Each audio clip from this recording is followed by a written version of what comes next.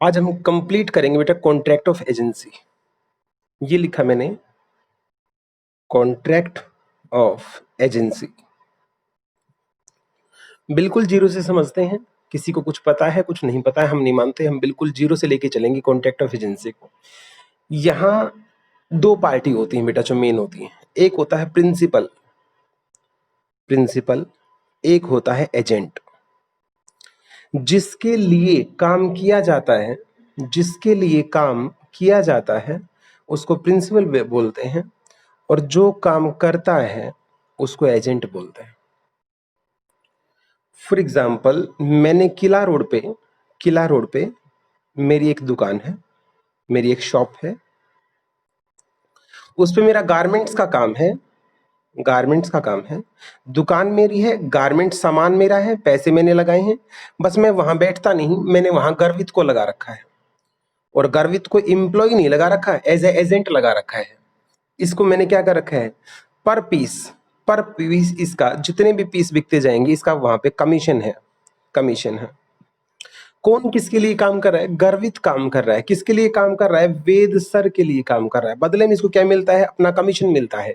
आप मुझे बता सकते हैं कौन प्रिंसिपल है कौन एजेंट है, फटाफट बताओ बेटा।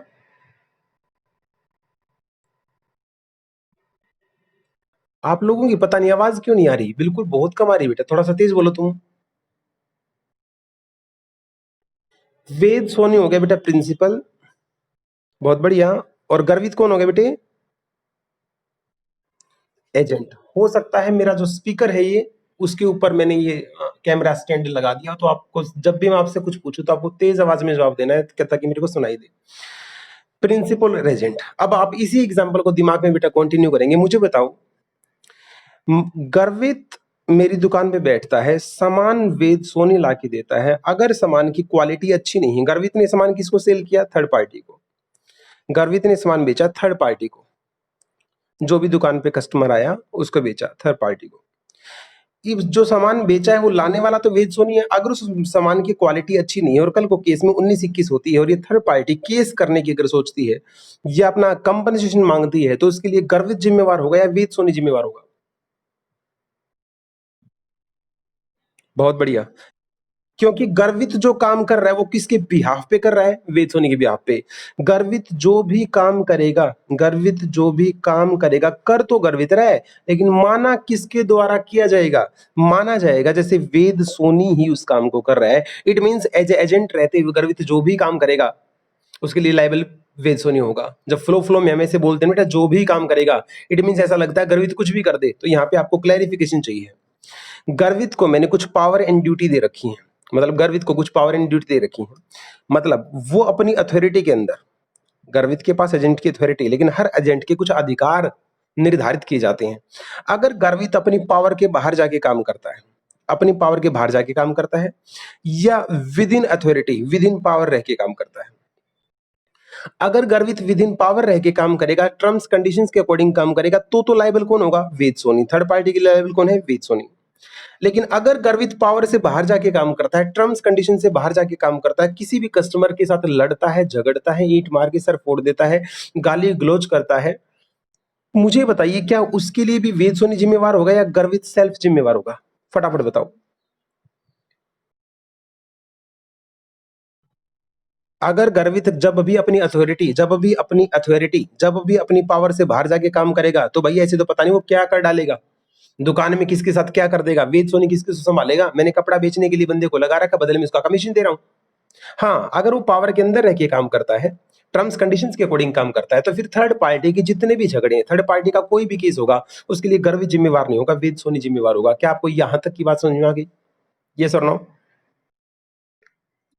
जिसके लिए काम किया जाता है बेटा उसको प्रिंसिपल बोलते हैं, जो काम करने वाला होता है उसको एजेंट बोलते हैं, बदले में जो मिलता है उसको कमीशन बोलते हैं, और इस पूरे कॉन्ट्रैक्ट को कॉन्ट्रैक्ट ऑफ एजेंसी बोलते हैं, कॉन्ट्रैक्ट ऑफ एजेंसी बोलते हैं।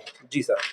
अब कुछ टर्म्स हैं वो हमें समझनी है धीरे धीरे, जब वो सारी टर्म्स समझ में आ जाएंगी तो उसके बाद आपको एजेंसी की सारे डाउट्स दूर हो जाएंगे बेटा। देखिएगा, एक होता है बेटा सब एजेंट, एक होता है बेटे सब एजेंट, और एक होता है सब्स्टिट्यूटेड एजेंट, सब्स्टिट्यूटेड या ट्यूटेड एजेंट। मैंने लिखा सब एजेंट और सब्स्टिट्यूटेड एजेंट। मुझे बता सकते दोनों में फर्क क्या है बेटा। एक होता है एजेंट, एक होता है सब एजेंट, एक होता है सब्स्टिट्यूटेड एजेंट। जी सर। वेद सोनी हमारे एग्जांपल में कौन है? प्रिंसिपल। वेद ने लगाया गर्वित को, गर्वित कौन हो गया? एजेंट। गर्वित कौन हो गया? एजेंट। गर्वित ने अपने नीचे एक बंदा और लगा लिया, इससे काम हो नहीं रहा था, काम ज्यादा था, वटेवर। गर्वित ने एक बंदा और लगा दिया। एजेंट का जो एजेंट होता है उसको सब एजेंट बोलते हैं। एजेंट के एजेंट को क्या बोलते हैं बेटा? सब एजेंट बोलते हैं। मुझे बताइएगा, क्या आपको सब एजेंट समझ में आ गया? बेटा सब एजेंट के आने से क्या गर्वित चला गया? गर्वित भी दुकान पे अभी भी है, एजेंट भी है, और एजेंट के नीचे एक और एजेंट आ गया, इसको सब एजेंट बोलते हैं। अब आगे डिटेल में धीरे धीरे बताऊंगा, इसके लिए वेद सोनी लायबल होगा नहीं होगा वो बाद की बात है। फिलहाल एक बार टर्म समझ लीजिए, सब एजेंट क्या होता है। एजेंट के एजेंट को सब एजेंट बोलते हैं। अब आगे की बात करता हूं। ये वेद सोनी प्रिंसिपल, मैंने लगाया गर्वित को एज ए एजेंट। अब गर्वित दुकान छोड़ के चला गया और अपनी जगह पे एक बंदा और दे गया। गर्वित चला गया अपनी जगह पे, इसकी जगह पे एक एजेंट और आ गया। ये जो इसकी जगह पे दूसरा एजेंट आया है, ये सब एजेंट कहलाएगा, सब्स्टिट्यूटेड एजेंट कहलाएगा। फटाफट बताओ बेटा। एक चला गया, एक की जगह पे दूसरा आना। जब एक के जगह पे बदल के दूसरा आ जाता है, उसको बेटा सब्स्टिट्यूटेड एजेंट बोला जाता है। ध्यान दीजिएगा बच्चे, सब एजेंट में ऐसा नहीं था। सब एजेंट में एजेंट भी है और एजेंट के नीचे एक और एजेंट आया है। सब्स्टिट्यूटेड में एजेंट नहीं रहा, अब उसकी जगह पे दूसरा आ गया, इसको बोलते हैं सब्स्टिट्यूटेड एजेंट। क्या आपको ये दोनों टर्म क्लियर है बेटा? यस और नो?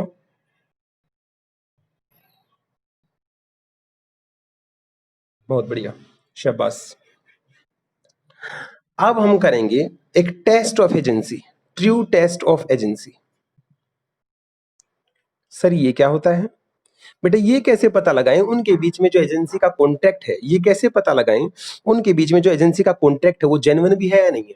तो अगर आपको किसी की भी एजेंसी का पता करना हो कि उनके बीच में कॉन्ट्रैक्ट जेन्युइन है या नहीं है, तो दो शर्तें पूरी होनी चाहिए। अगर ये दो शर्तें, ये टेस्ट है, अगर इस टेस्ट में ये चीज पास होगी तो एजेंसी क्या है? जेन्युइन है। और अगर ये दोनों टेस्ट में से एक भी कंडीशन टूट गई तो आपकी एजेंसी सही नहीं है।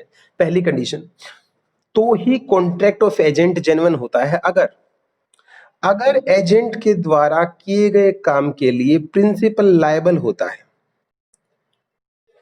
कोई भी काम एजेंट करे और भुगतान प्रिंसिपल को अगर करना पड़ रहा है तो समझ जाना उनके बीच में एजेंसी जेन्युइन है। दूसरा पॉइंट, मतलब एजेंट कोई भी काम करे उसके लिए प्रिंसिपल लायबल, मतलब थर्ड पार्टी, जितनी भी थर्ड पार्टी हैं, थर्ड पार्टी के लिए लायबल गर्व एजेंट ना हो कि प्रिंसिपल लायबल हो, तो समझ जाना कॉन्ट्रैक्ट ऑफ एजेंसी वहां पे है। दूसरा, गर्वित मेरा एजेंट था, इसने किसी थर्ड पर्सन को कोई चीज सेल करी, थर्ड पर्सन को कोई चीज सेल कर दी बेटा। जी सर। वो सेल करने में उस माल की क्वालिटी ठीक नहीं थी, उस माल की क्वालिटी ठीक नहीं थी। ये थर्ड पार्टी केस कर रही है वेद सोनी के ऊपर।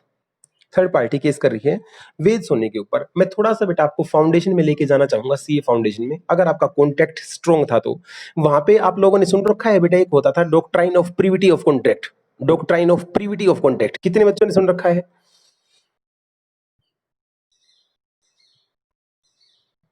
अब कोई बोल ही नहीं रहा यार। Doctrine of privity of contract.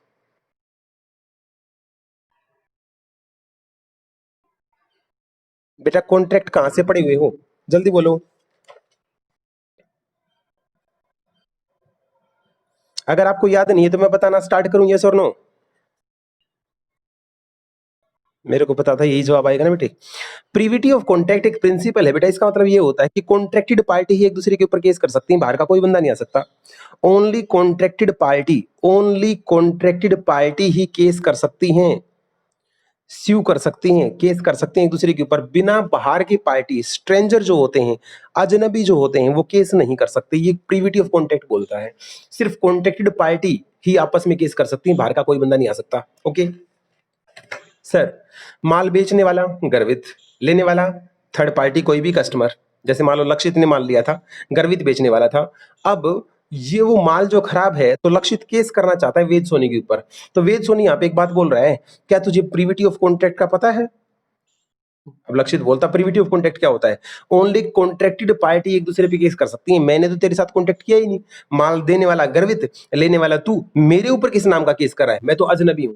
क्या है वेद सोनी की बात चलेगी या लक्षित वेद सोनी पे केस कर पाएगा?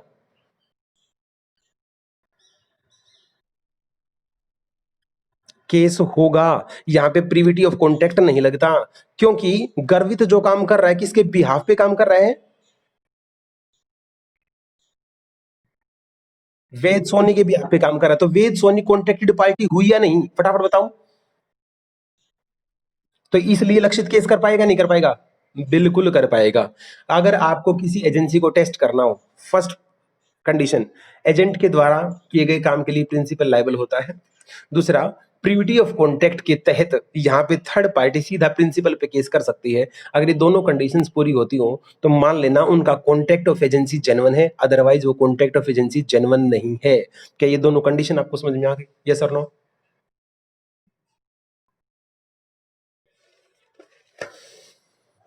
सबसे टेक्निकल और सबसे कॉम्प्लेक्स टॉपिक माना जाता है बेटा सी इंटर के लॉ में कॉन्ट्रैक्ट ऑफ एजेंसी। मैं आपको प्रैक्टिकल बता रहा हूँ। लोग कहते हैं बेलमेंट भी समझ में आ गया सर, गारंटी भी समझ में आ जाता है सर, एजेंसी समझ में नहीं आता।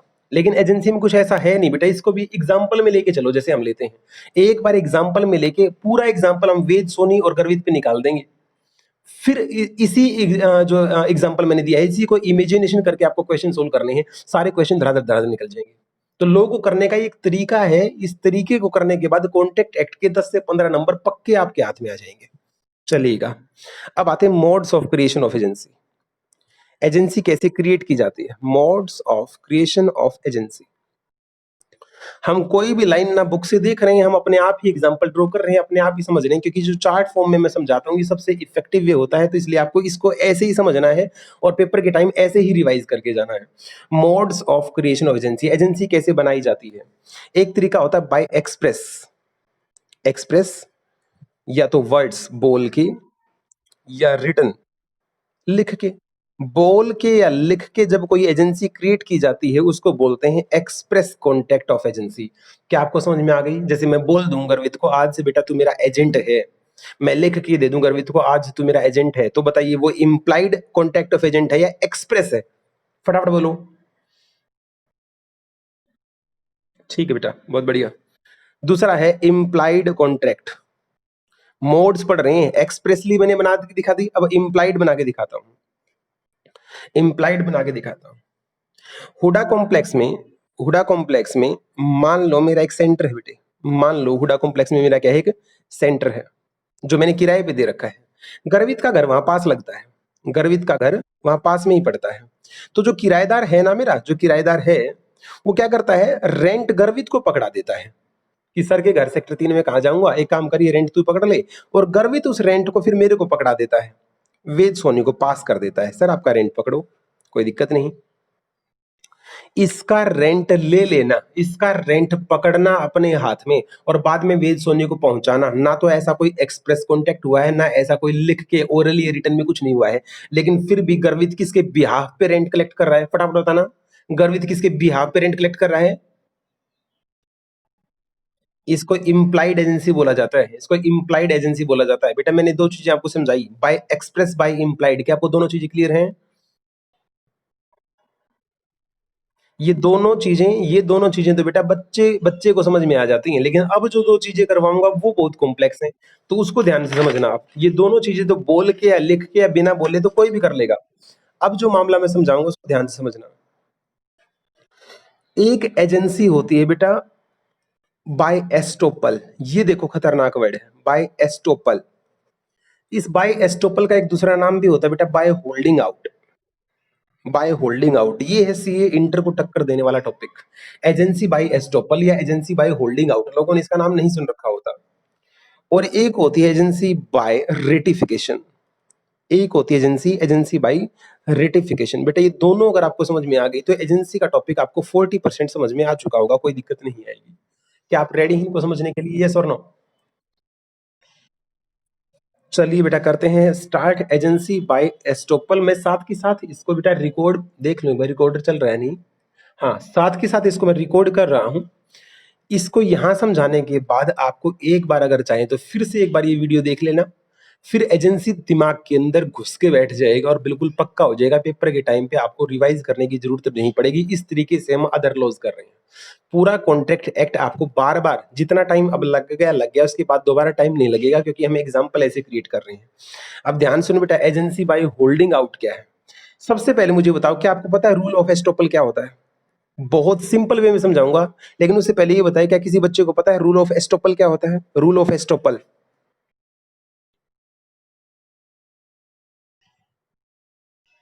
बेटा पता है तो बताए, नहीं तो मैं बताना स्टार्ट करूं?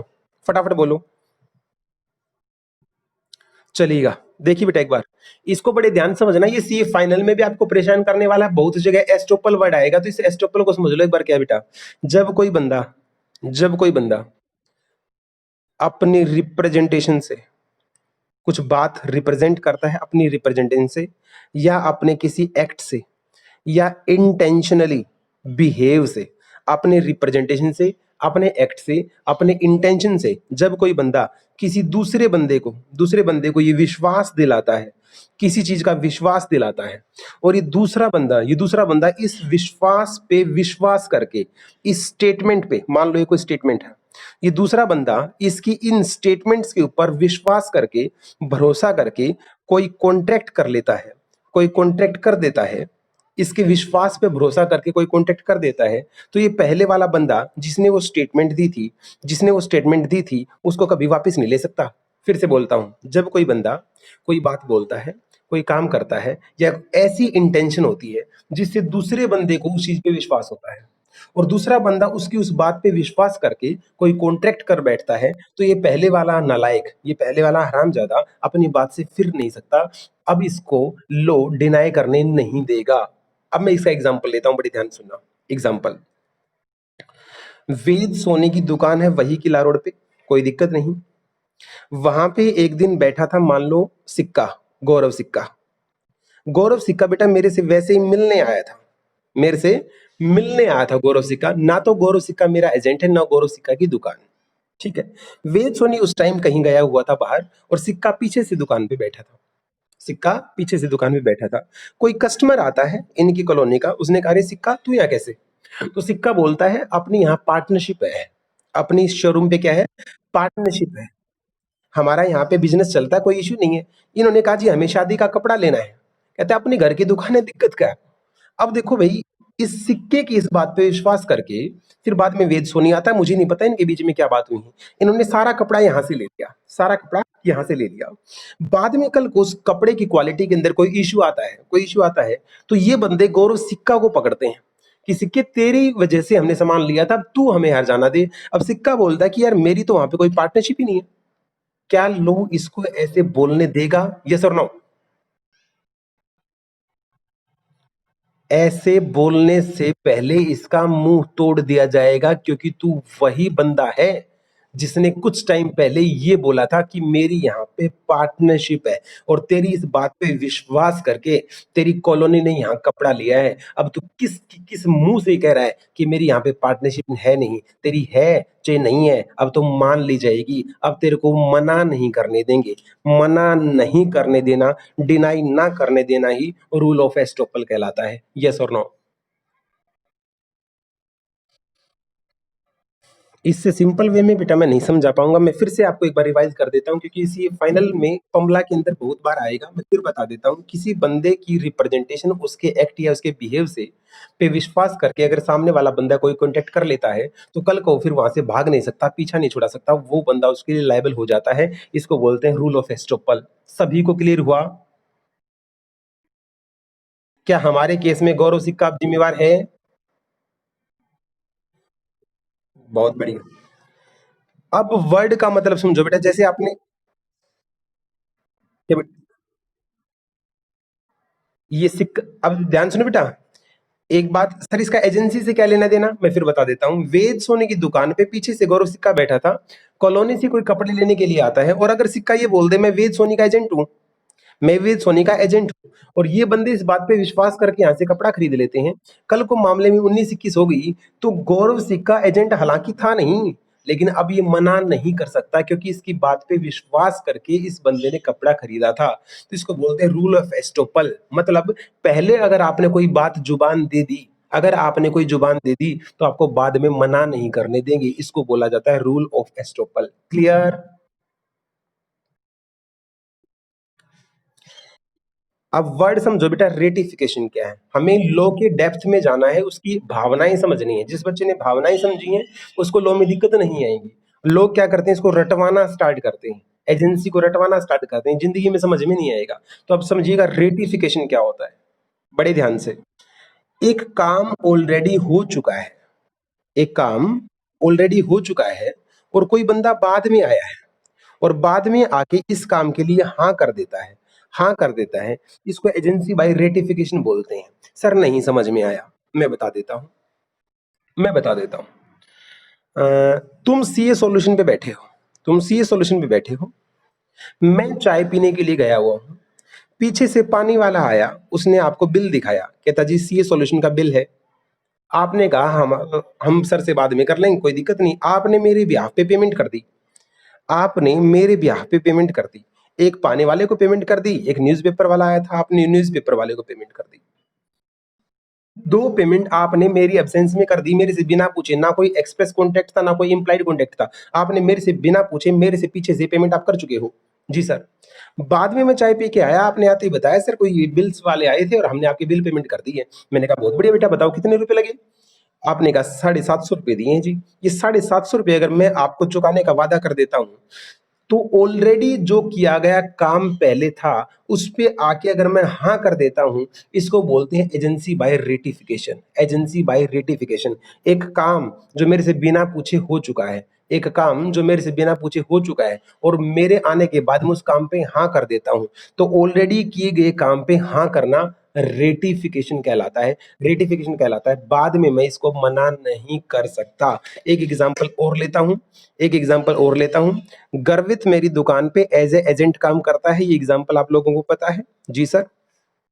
इसने किसी कस्टमर की उधार कर दी, इसने किसी कस्टमर की उधार कर दी, हालांकि मैंने इसको उधार करने से मना किया था। मैंने कहा भैया अनजान शहर में बैठे उधार नहीं करेंगे। गर्वित ने कहा सर बंदा जेन्युइन दिख रहा था, मैंने तो उसकी उधार कर दी और मैंने आते ही इस काम के लिए हाँ कर दी। मैंने कहा कोई बात नहीं, अगर जेन्युइन बंदा दिखे ना तो कर लिया कर। तो मेरी अब्सेंस में मेरे पीछे से काम हुआ और उस काम को आने के बाद अगर मैं हाँ कर देता हूं, इसको बोलते हैं एजेंसी बाय रेटिफिकेशन। क्या आपको समझ में आया या नहीं? बहुत बढ़िया। एक सबसे लास्ट मोड है बेटा, वो मोड थोड़ा सा डेंजरस है, उसको बोलते हैं agency bye necessity. Agency bye necessity. Emergency की कंडीशन में एजेंसी का अपने आप बन जाना, एजेंसी का अपने आप बन जाना। फॉर एग्जांपल, सीए सॉल्यूशन पे आग लगी है, या लगा लो मेरी किला रोड की उस दुकान पे आग लगी है। उस दुकान पे मैं ही बैठता था और कोई था ही नहीं। वहां आग लगी देख के, वहां आग लगी देख के मेरा जो पड़ोसी था, मेरा जो पड़ोसी था उसने मुझे कॉल किया फटाफट। कॉल किया तो मेरा नंबर नहीं लगा। अब सारी दुकान में लाखों का माल है, जल के राख हो जाएगा। उसने फटाफट फायर ब्रिगेड बुलाई, फटाफट फायर ब्रिगेड बुलाई, आन फान में उसने सारी व्यवस्था कराई, लेबर को पकड़ा, पानी फिकवाया, सारा प्रोसेस करके उसके 12,000 रुपए बेटा खर्च हो गए और उसने मेरी दुकान को जलने से बचा लिया, मेरी दुकान को जलने से बचा लिया। अब मैं आया हूं, अब मैं बाद में आया हूं। उसने आते ही, पहले तो ये बताओ ये 12,000 रुपए सामने वाला मेरे से रिकवर करेगा नहीं करेगा? पहले तो ये बताओ तुम। क्या ये एक्सप्रेस कॉन्टेक्ट था? कोई वर्ड्स बोल के या लिख के? ऐसा नहीं। जो बंदा आग बुझा रहा था, जो बंदा आग बुझा रहा था, वो किसके बिहाफ पे आग बुझा रहा था? मेरे बिहाफ पे आग बुझा रहा था। अब आके मैं बोल देता हूं भाई क्यों बुझाई, जलने देते, मैं तो ना देता पैसे, मेरे को कॉल कर देते। तो फिर लो क्या बोलता है इस मामले में, क्या बोलता है? वेद सोनी ये पैसे आपको देने पड़ेंगे क्योंकि ये एजेंसी बाई नेसेसिटी है, ये एजेंसी बाई नेसेसिटी। अगर कोई भी साधारण बुद्धि का आदमी, कोई भी साधारण बुद्धि का आदमी जब ऐसे काम कर, ये बंदा अपने फायदे के लिए काम नहीं कर रहा था, इसने आपकी दुकान बचाने के लिए काम किया। इस टाइम पे इसके पास और कोई जरिया नहीं था, ये आपके आने की वेट नहीं कर सकता था, इसने आपको फोन भी मिलाया, आपका कॉल लगा नहीं, इसने सिर्फ आपकी दुकान बचाने के लिए काम किया। तो ये एजेंसी क्रिएट होगी, एजेंसी बाई नेसेसिटी। इस बंदे ने जो भी काम किया है वो आपके बिहाफ पे किया है, माना जाएगा, इसलिए 12,000 रुपए की पेमेंट तब आपको करनी पड़ेगी। इसको बोलते हैं एजेंसी बाय इमरजेंसी या एजेंसी बाय नेसेसिटी। समझ में आया या नहीं?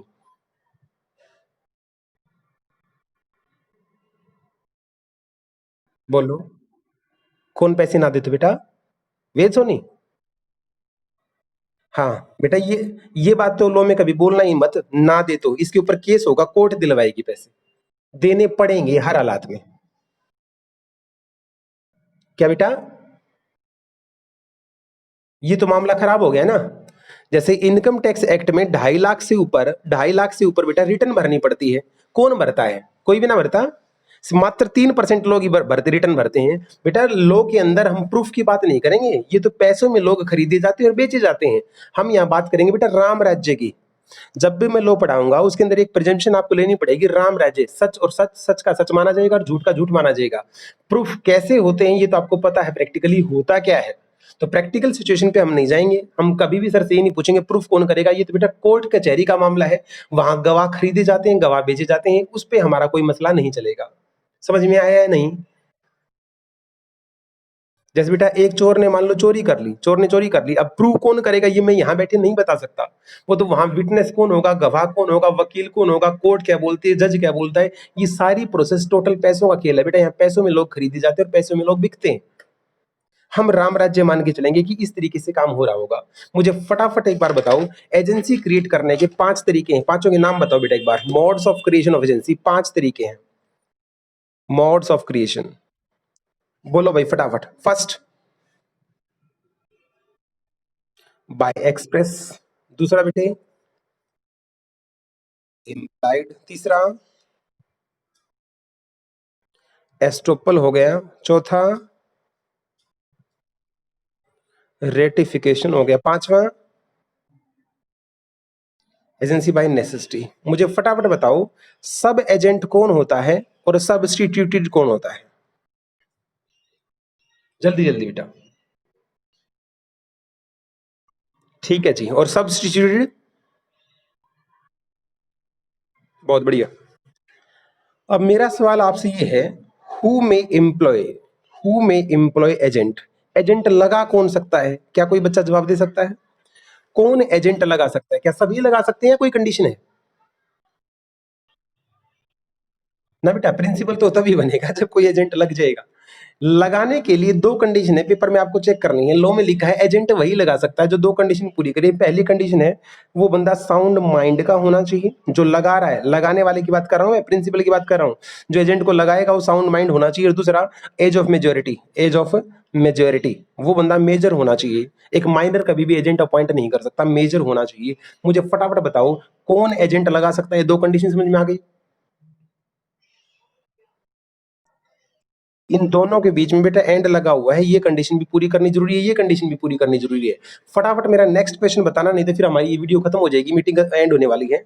मुझे बताओ, एजेंट लग कौन सकता है? मैंने ऊपर कंडीशन दी बेटा, एजेंट लगा कौन सकता है। अब मेरा क्वेश्चन आप लोगों से ये है, जवाब आपको देना है, एजेंट लग कौन सकता है? फटाफट बताओ।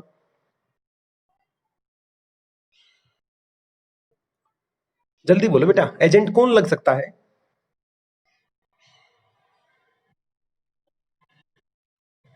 क्या सभी का यही आंसर है? इतना आसान होता तो मैं पूछता थोड़ी ना बेटे। अच्छा मेरा जवाब सुनो, क्या एक अनसाउंड माइंड एजेंट बन सकता है?